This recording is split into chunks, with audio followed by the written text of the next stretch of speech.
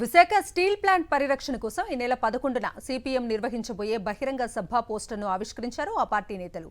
ప్రైవేటీకరణకు వ్యతిరేకంగా CPM ఆందోళనలకు దిగనున్నట్లు CPM నేతలు తెలిపారు. స్టీల్ ప్లాంట్ కోసం తెచ్చిన ప్యాకేజీ ఏమైందో కూటమి ప్రభుత్వం సమాధానం చెప్పాలన్నారు. ప్రైవేటీకరణలో రాష్ట్ర ప్రభుత్వం కీలకంగా వ్యవహరిస్తోందని ఆగ్రహం వ్యక్తం చేశారు. తొలగించిన కాంట్రాక్ట్ కార్మికులను తిరిగి విధుల్లోకి తీసుకోవాలని డిమాండ్ చేశారు. కేంద్ర రాష్ట్ర ప్రభుత్వాల మోసాన్ని ప్రజల్లోకి తీసుకెళ్లేందుకే ఈ బహిరంగ సభను ఏర్పాటు చేస్తున్నామన్నారు సిపిఎం నేతలు.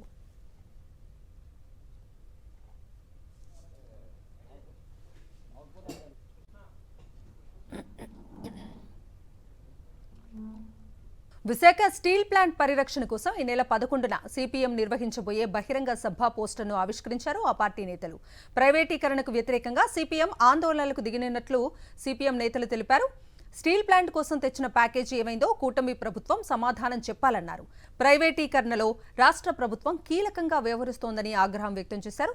తొలగించిన కాంట్రాక్ట్ కార్మికులను తిరిగి విధుల్లోకి తీసుకోవాలని డిమాండ్ చేశారు.